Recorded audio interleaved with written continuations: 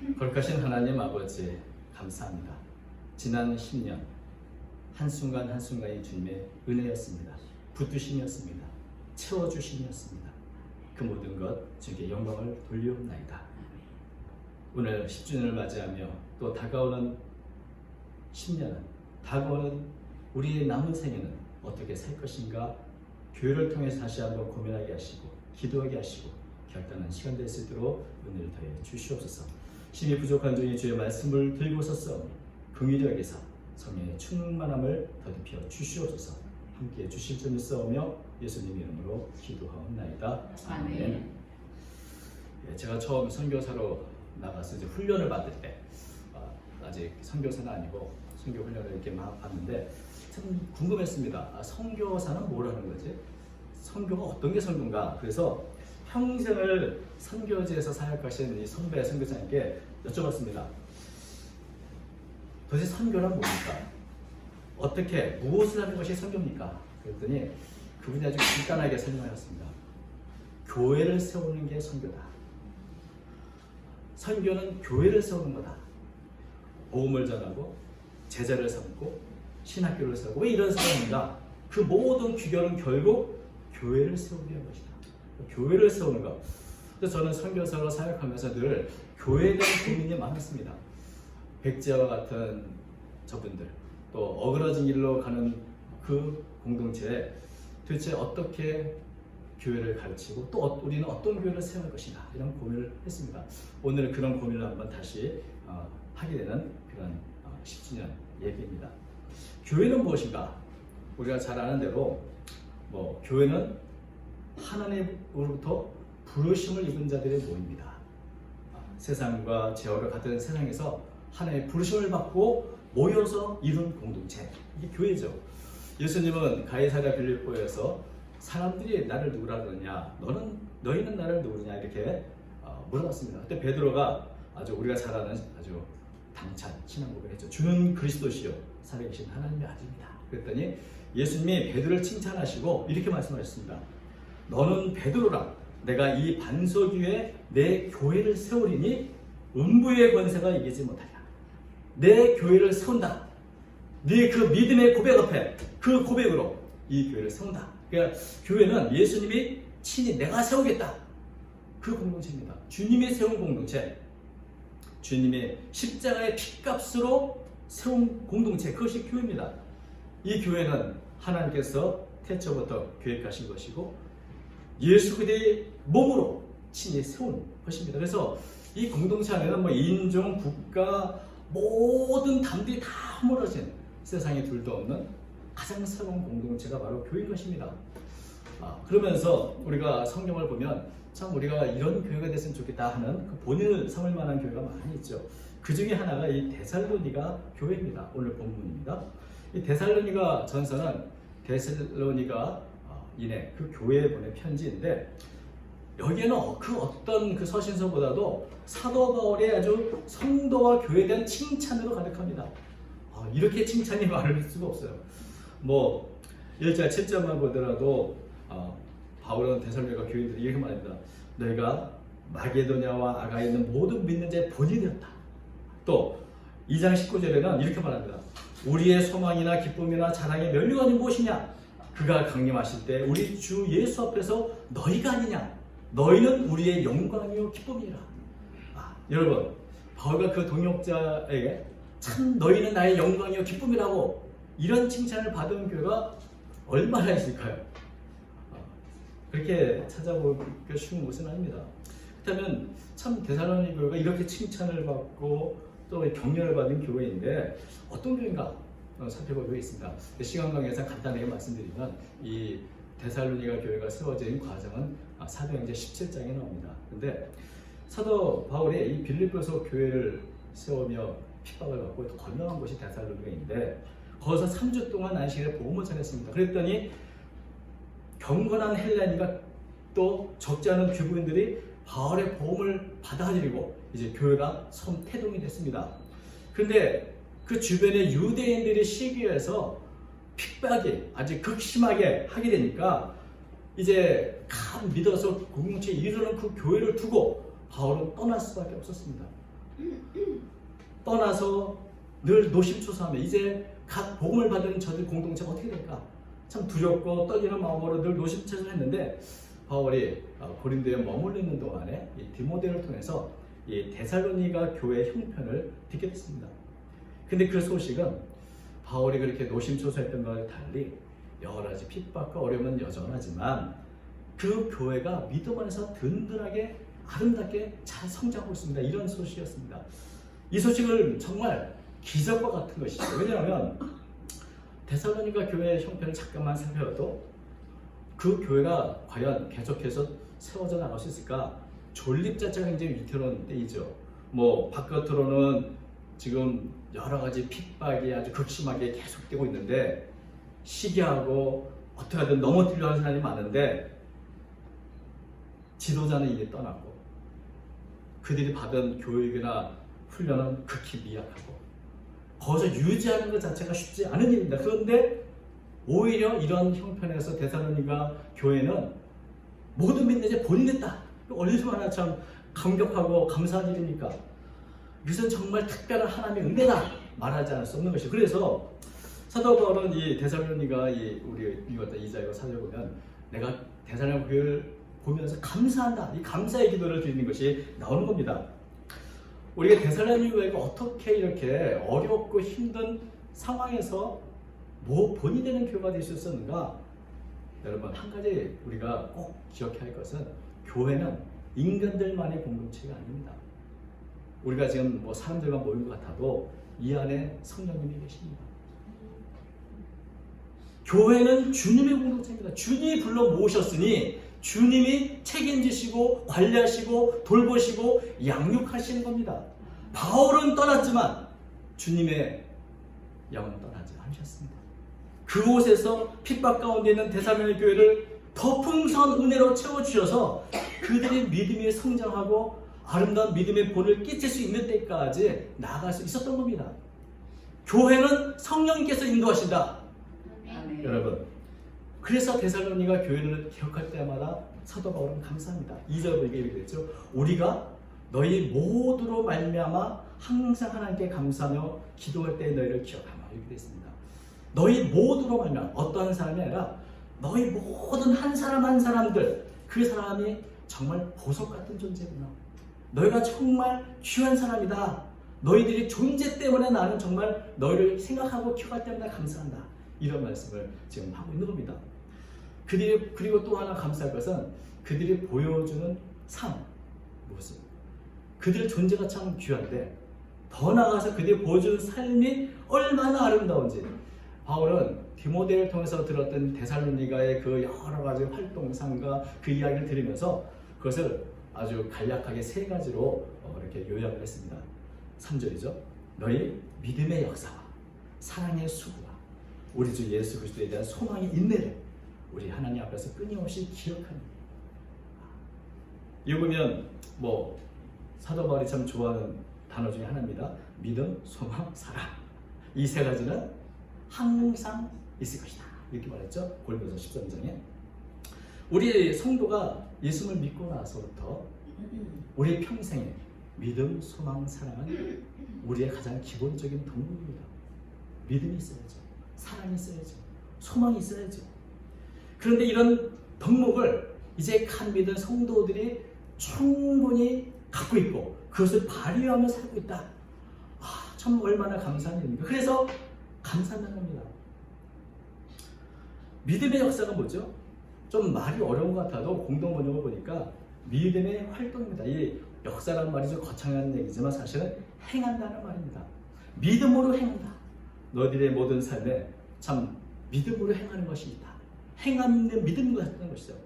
우리가 믿음이 정말 진짜이고 살아있다면 그 믿음으로 우리는 여러 가지 활동을 하게 됩니다. 믿음으로 활동하는 것, 믿음의 역사.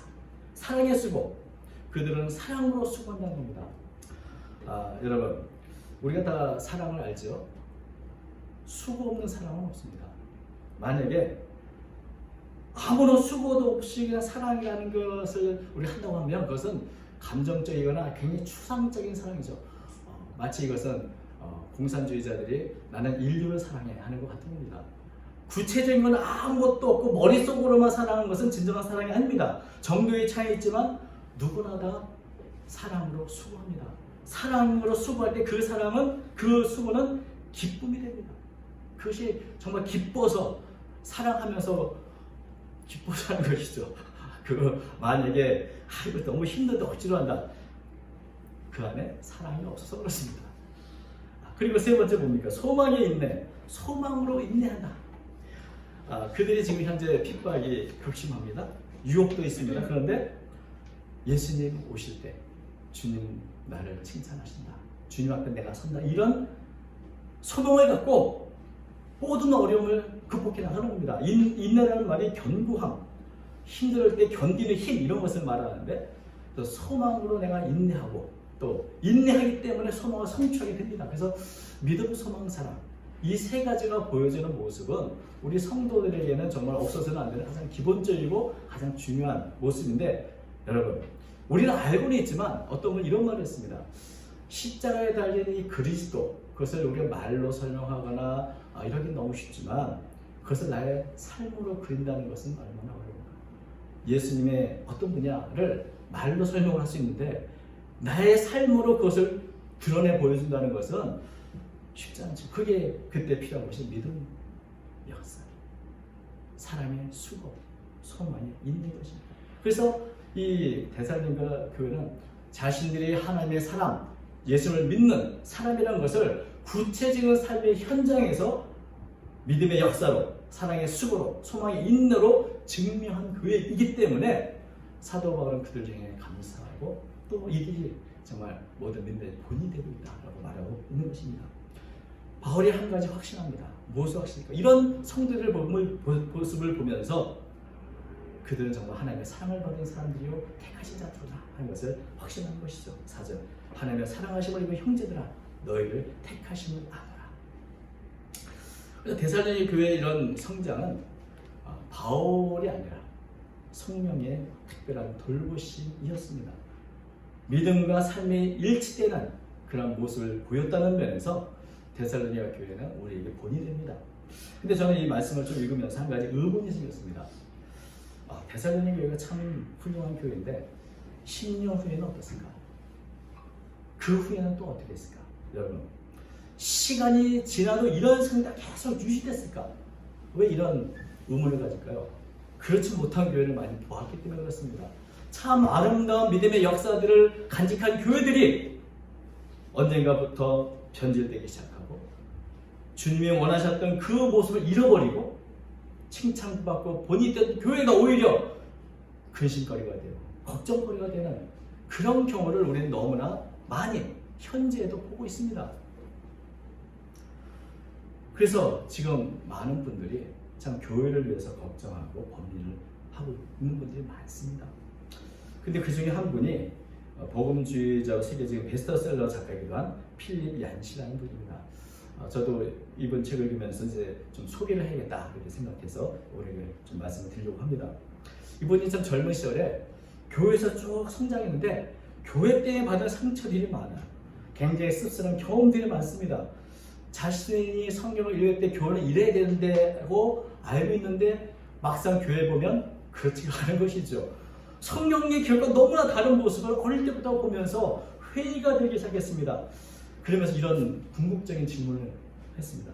교회가 정말 성도에게 필요한가? 오히려 예수 믿는데 교회가 방해되는 거 아닌가? 이런 생각까지 한 것이죠. 교회 가봤자 도무지 얻는 것이 없다. 예수를 따르는 것이 꼭 교회 출석해야 되는가? 주일 아침마다 교회 가지 않아도 내가 예수 믿지 않을까? 믿을 수 있지 않을까? 더 잘 믿을 수 있을 것 같다. 이런 생각을 하게 됩니다. 그런 생각 한 번씩은 해보잖아요. 그런데 과연 교회가 그래서 필요한가? 이런 고민과 번뇌를 이렇게 하면서 한동안 교회를 떠나기도 했습니다. 그런데 이렇게 회의적인 이 사람이었던 필립 얀시가 교회에 돌아오고 교회를 사랑하는 데까지 어떻게 그렇게 됐는가? 그가 이렇게 교회를 떠나 또 교회를 순회하면서 깨닫고 느낀 것이 있었기 때문입니다. 교회는 교회만이 줄 수 있는 독특함이 있다. 그걸 경험으로 알았습니다. 유명한 수도사 중에 한 사람인 십자가 요한이라는 분이 이런 말을 했습니다. 홀로 떨어진 고고한 영혼은 홀로 타는 석탄과 같다. 그 불길은 이제 식는 일만 남았다. 더 이상 뜨거워지지 않을 것이다. 이해가 되시죠? 바로 이 말씀의 뜻을, 의미를 깨달은 겁니다. 나 혼자 잘 알 것 같은데 공동체를 떠나 있으니, 이런 고백을 하면 잠시 교회를 떠나 있을 때면 고통받는 쪽은 언제나 홀로 서 있는 나 자신이었다. 교회를 떠나도 좋을 것 같지만 결국 돌아보니 신앙의 해가 되고 여러 가지 고통이 있는 것은 결국 나 자신이었다. 그리고 교회는 어떤 철학이나 사상이 아니라 그것은 공동체다. 이것을 깊이 깨달았습니다. 기독교 신앙은 전적으로 이 교회라는 공동체 기반에 서 있는 것이다. 교회에 있으면서 우리는 위를 볼 수 있고 주를 볼 수 있고 안과 밖을 볼 수 있다. 이것은 결국 홀로 있으면 얻을 수 있는 것이다. 그래서 교회를 통해 위를 본다는 게 뭔가, 교회는 무엇보다 예배하기 위한 존재하는, 하나님께 예배하게 존재하는 그런 공동체입니다. 교회 예배는 무엇입니까? 무대가 아닙니다. 성도는 관광객이 아닙니다. 관람객이 아닙니다. 우리가 공동체에 속하지 않으면 다른 교회 가서 예배를 드리면, 저도 한 1년 정도 그렇게 해보았는데, 뭔가 아름답고 좋은 공연을 본 것 같아요. 헌금할 때마다 뭔가 그 비용을 낸 것 같아요. 여러분, 그런 모습으로 하나님께 진정한 예배를 드릴 수 없습니다. 예배는 공연이 아니고 성도는 관객이 아닙니다. 그러므로 우리는 이렇게 물어야 한다고 말합니다. 우리는 내가 예배에서 무엇을 얻었는가 질문을 하며 교회문을 나서난다. 그거는 이렇게 자문해야 한다. 나의 예배는 오늘 하나님께서 기뻐하십니다. 그럼 나는 이제 예배 임할 때마다 위를 바라본다. 강백상 넘어 하나님을 향해 나의 시선을 고정한다. 이것은 시선의 변화였다. 교회에 와서 사람을 보는 게 아니라, 목사를 보는 게 아니라 그 너머에 계신 하나님을 보는 것. 이것이 바로 위를 본다는 의미입니다. 교회를 통해서 주위를 본다. 나는 교회에서 위뿐 아니라 주위 또한 보는 법을 배웠다. 나는 나와 현격히 다른 사람들 틈에 섞여서 예배한다. 교회를 다니는 수많은 그 다양성, 그 유쾌한 다양성 때문에 주위를 보는 것은 즐거움이다. 여러분 한번 주위를 좀 보십시오. 나와 너무나 달라요. 일하는 방식도 다르고 성격도 다르고 여러 가지가 다른 사람이 한 가지로 모였습니다. 무엇이 우리를 묶었을까요? 예수 그리스도를 향한 흥미심. 그것으로 서로 다른 우리가 공동체로 모였다. 그래서 주위를 볼 때마다 너무나 다양하기 때문에 그것이 나에게는 불쾌함이나 불편함이 아니라 유쾌함으로 다가왔다는 것이죠. 또 교회를 통해서 밖을 본다. 교회는 자신의 이론이 아닌 다른 사람들의 유익을 위해 존재하는 세상에서 유일한 공동체다. 어떤 이는 교회를 흙으로 비유했다.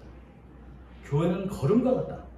걸음은 한 곳에 쌓아두면 이웃에게 악취를 풍긴다. 그러나 땅에 골고루 뿌리면 세상을 비옥하게 한다. 이처럼 교회는 밖을 바라보고 그쪽으로 손을 내미는 행동을 끊임없이 해야 한다는 것이죠. 외국의 성격뿐 아니라 학대받는 이들, 수배받는 이들에게 손을 내면 단점. 그래서 교회를 통해서 교회 밖에 있는 분들에게 손을 내미는 그 모습. 그리고 교회를 통해서 안을 본다. 교회를 통해서 내게 주신 하나님의 은혜를 깨닫게 된다. 하나님의 나를 사랑하시는 것은 내가 그 사랑을 받을 만한 자격이 있어서가 아니라 순전히 그분의 은혜 때문이라는 것을 믿게 된다. 하나님의 사랑은 값없이 온다. 아무 줄 것이 없이 온다. 내가 아무리 잘난 짓을 해도 하나님의 사랑은 커지지 않는다. 내가 아무리 못난 짓을 해도 하나님의 사랑은 작아지지 않는다. 하나님은 그냥 나를 사랑하신다. 이렇게 형편없는 인간도 교회를 세우신 것은 거의 도복과 같은 것이 아닌가. 성령의 도우심이 아니면 시작도 할 수 없는 거다. 그래서 교회는 때때로 하나님의 영광에 이르지 못하는 그런 모습으로 사명에 실패하기도 하고 중대한 실수를 저지르고 한다. 만약 완벽함을 기대하고 교회에 들어섰다면 그는 하나님의 모범을 이해하지 못하는 자이다. 교회는 바로 이렇게 시작하고 진행된다. 하나님의 부르심을 함께 이루기 위해서 몸부림치는 거다. 여러분, 교회에 대해서 실망할 때 참 이분의 이 글을 한번 읽어보십시오. 정말 형편없는 우리들 모아서 하나님의 거룩한 공동체를 이루어가고 있습니다. 성령께서 붙잡아주 이만큼 된 거지, 놔두면 정말 인간 냄새들만 푹푹 날 수밖에 없는 게 교회인 겁니다. 그럼에도 불구하고 하나님은 교회를 통해서 세상 가운데 일하고 계신 겁니다. 언젠가 말씀드렸고 또 이분이 또 기록을 했더라고요. 그러니까 작곡가 스트라빈스키가 아주 어려운 바이올린 연주곡을 썼습니다. 곡을 받은 연주가 몇 주간 연습했지만 도무지 연주할 수 없어. 너무 어려워서. 그래서 참 너무 어렵다. 근데 이 어려운 게 아니라 불가능하다. 그래서 작곡가를 찾아 말했습니다. 나는 이 곡을 연주할 수 없어. 이거는 저에게는 불가능한 일입니다. 그랬더니 작곡가가 말했습니다. 이해합니다. 내가 의도한 바는 어떻게든 연주해보려고 애쓸 때 나오는 그 소리입니다. 그러니까 여러분, 하나님께서 교회를 세우실 때 완벽한 교회를 세우려고 계획하신 게 아니고 어찌하든지 하나님의 뜻을 이루기 위해서 애쓰는 그 모습, 그것을 바라시는 것은 아닙니다. 데살로니가 교회가 참 많은 칭찬을 듣고 모범이 되는 교회였습니다. 그런데 결코 완벽한 교회는 아니었습니다. 데살로니가 교회를 좀 읽어보시면 그 안에 얼마나 많은 문제가 있고 얼마나 많은 인간적인 한계가 있고 또 얼마나 많은 부족한 지식이 있고 얼마나 연약한 모습인지 그것을 읽을 수 있습니다. 이 땅에 완벽한 교회는 없습니다. 그러나 그럼에도 불구하고 최선을 다해서 믿음으로 행하려고 했습니다. 사랑으로 수고하려고 노력하고 소망으로 인도하기 위해서 몸부림치고 있기 때문에 그 교회를 아름답다고 말하고 본이 된다고 사도 바울은 말하고 있는 것입니다. 이렇게 최선을 다해 몸부림치는 동안에 성령의 은혜가 내게 충만하게 되고 하나님의 기쁨과 영광을 드리는 그런 교회 공동체를 이루어갈 수 있게 되는 겁니다. 우리도 부족하지만 우리의 최선을 다 기쁘게 섬기기 위해서 우리가 함께하는 교회라는 이름으로 모였습니다.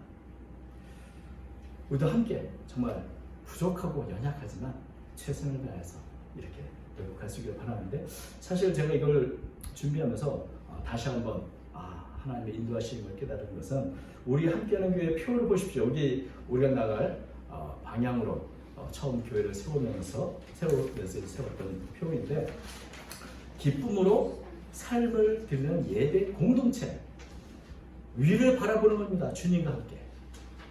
두 번째, 평등하고 투명하게 운영되는 믿음 공동체, 자신과 주의 형제를 바라보는 겁니다. 형제자매와 함께. 세 번째, 이웃과 사회를 기도하며 섬기는 사랑 공동체, 밖을 보는 겁니다. 이웃과 함께. 오늘의 복음을 전하는 선교 공동체, 더 멀리 땅끝까지 바라보는 겁니다. 주님 오시는 그날까지 내가 이 복음 전하겠다. 언어와 문화가 다른 그 민족들과 함께. 이런 의미가 담겨있는 것이죠.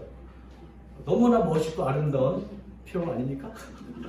믿음, 소망, 사랑이 다 들어가 있고 필리 연시가 말한 그 바라보는 것이 다 바라보고 있는, 정말 참 좋은 표였구나를 다시 한번 느끼게 되는데, 공동체입니다. 이 공동체는 주님의 공동체입니다. 주님이 불러서 모으신 공동체입니다.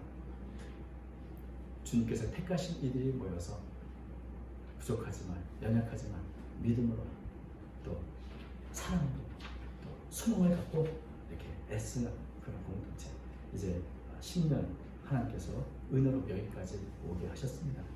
하나님께 감사하면서 중요한 것은 날마다 늘 이런 모습을 유지해 나가는 것이 사실은 우리가 해야 할 일인 것이죠.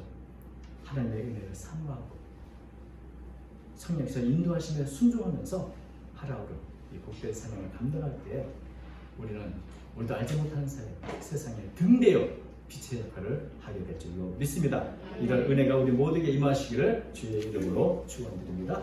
기도하겠습니다. 거룩하신 하나님 아버지, 부족하고 연약한 저희들을 사용하여 주시니 감사합니다. 사도 바울이 데살로니가 교회를 향하여 감사했던 것처럼 주님, 우리 모든 성도 한 분 한 분에 대해 감사하며 그들의 삶을 통해 영광하신 주님께 찬양을 드리게 됩니다. 주님, 우리 함께하는 교회를 붙들어 주시어서 여기까지 오게 하셨사오니 앞으로도 악한 사탄과 세상의 유혹과 그 모든 공격을 잘 버티며 주님 오시는 그날까지 최선을 다해 몸된 교회를 섬기는 저희 모두가 되도록 인도하여 주시옵소서. 사랑하는 성도들에게 충만한 은혜를 날마다 베풀어 주옵소서. 우리 예수님의 이름으로 기도하옵나이다. 아멘.